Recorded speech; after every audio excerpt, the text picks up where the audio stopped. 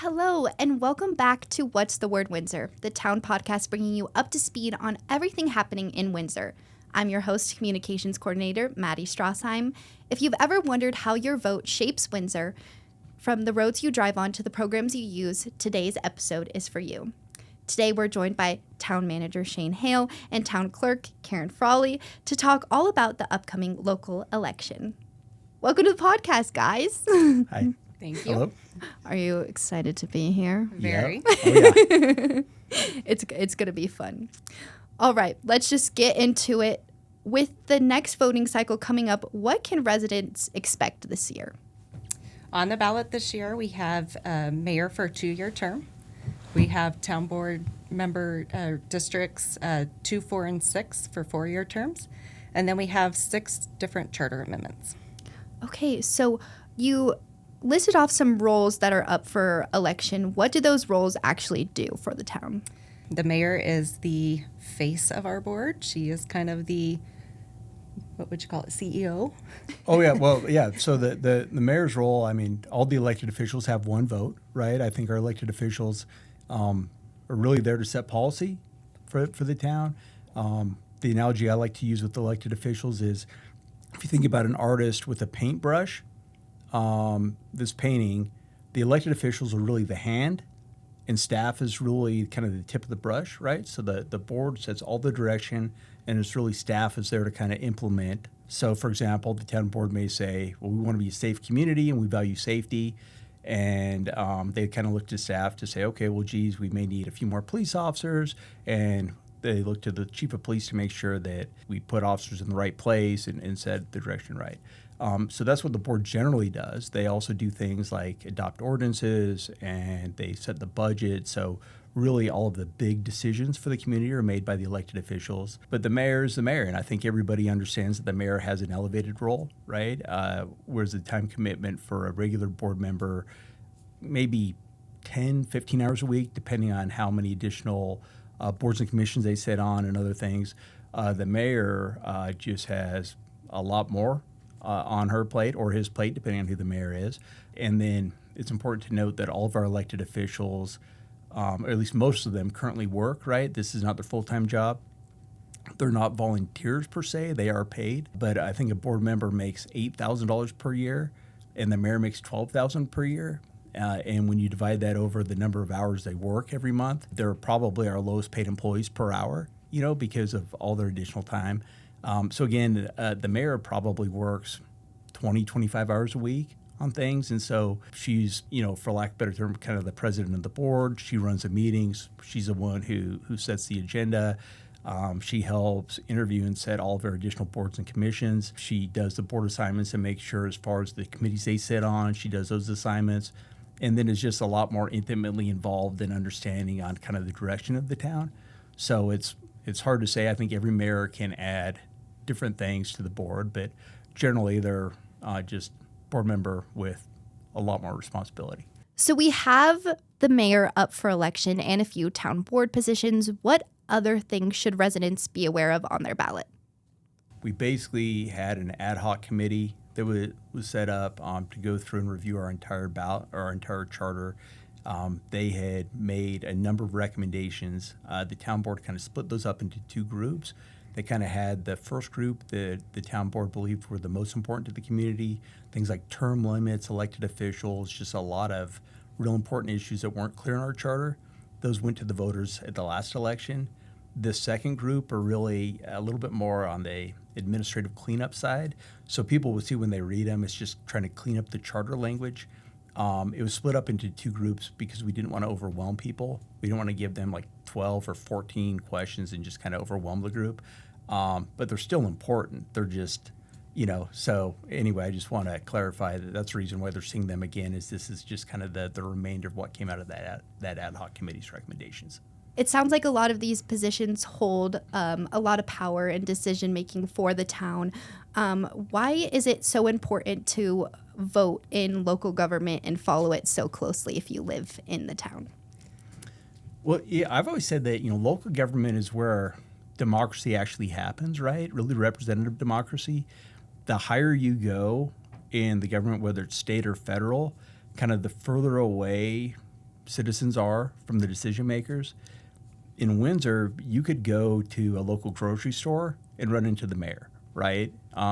If you email your reps or you go to their public outreach events, you can have a face-to-face. You can sit there for 2 hours. They will give you their time. They will meet you for coffee and talk to you. So the things that really matter to most people and things that matter to me and my family, so I won't speak for anybody else, but I love our trails. I love our parks.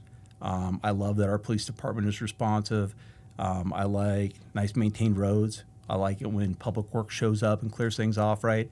And so the things that give me a good day, waking up, turning on my water, things I kind of even take for granted are really delivered by the town, right? And so I think it's important to know that your elected officials share that vision with you. And it's not just about service delivery today, but I think it's with people with an eye of making sure that Windsor in 20 years is still a place you want to live, right? And that's really what the elected officials do, is that they really do an eye towards the future and make sure their decisions today are benefiting us in the future. Yeah, and we hear a lot about districts in our town board. So what are those districts and what do they actually do, and how does somebody know what district they're a part of in Windsor? So our town is divided out in 6 districts. Each district represents a geographical area. Every other mayoral election, we look at those districts to make sure that it is in line, that we have equal representation for the amount of population that we have in there. So those are the ones that they can speak to their constituents in their area. They know what's going on in their area. They know what's happening. The mayor is the one position that's voted on at large, so that's by the entire town. Yeah, that's fair. I mean, basically, we've tried to divide the town into 6 equal population areas geographically. They're not exactly the same, but we try to get really close.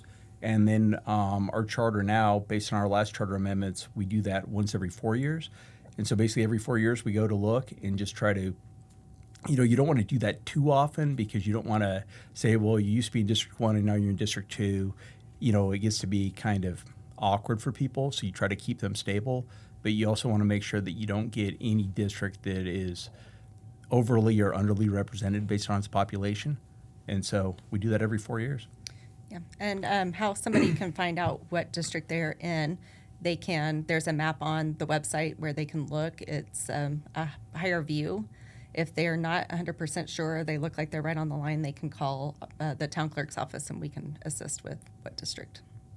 That's perfect. And it's important for people to know what district they're in so that they know what town board member represents them. So like Shane said, you can talk to them in person, meet them in person, and kind of figure out how they can represent you within our local government. Mm-hmm. Let's say I just dropped off my ballot. What actually happens next behind the scenes? That is a very exciting and long process. We have a set of 4 to 5 election judges who we appoint each election cycle.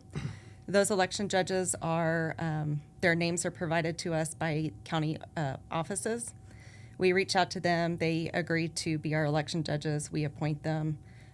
Once that process starts, you drop off your ballot in the box. We have 2 election judges go and collect those ballots.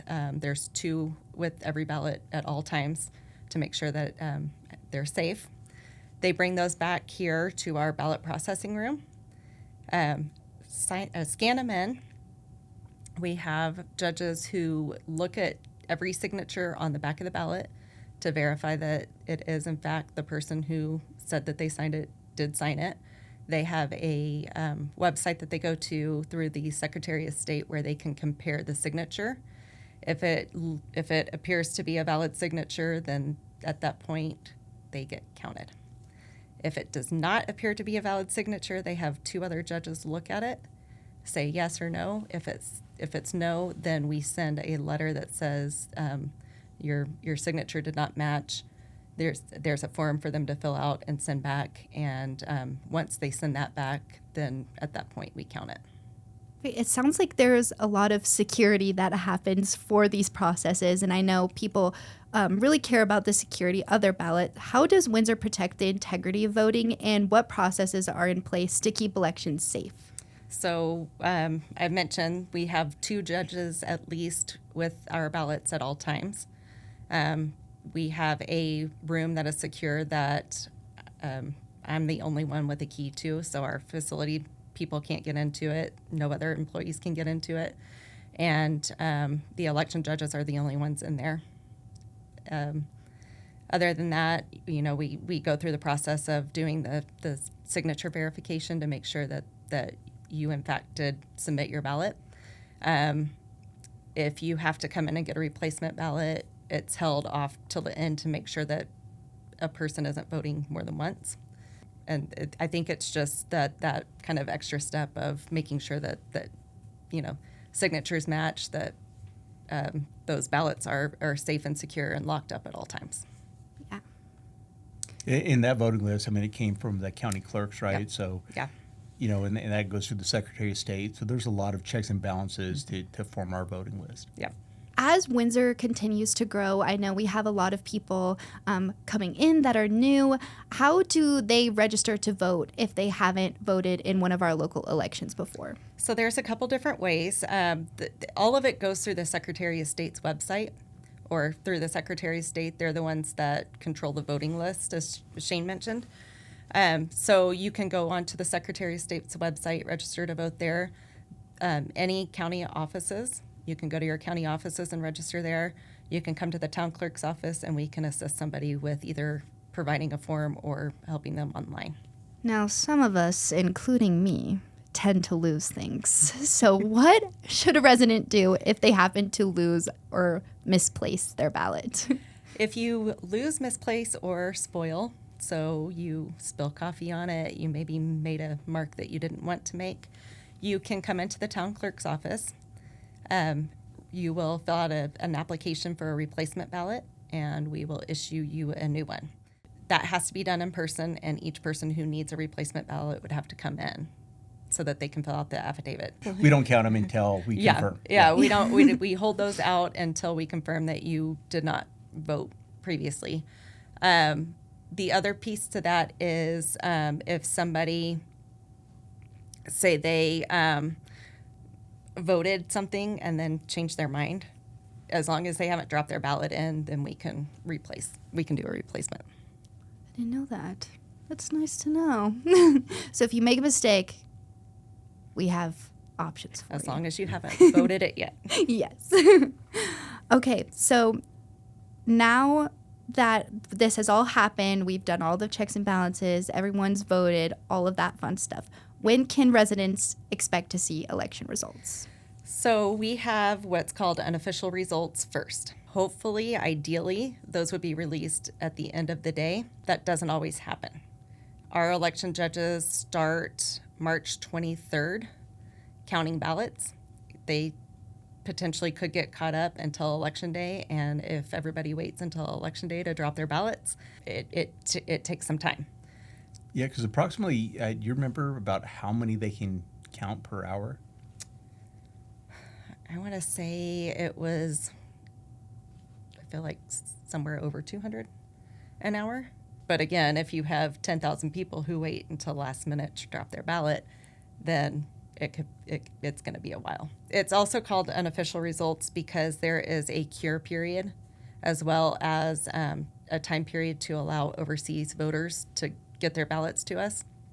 They do have to be postmarked by Election Day, but if we receive them up to 8 days after, we are able to count those, as well as anybody who we had to send notice to that their signature didn't match or they forgot to sign. So by state law, our election is not able to be certified until 10 days after the election. So April 17th would be the official, we have our election results.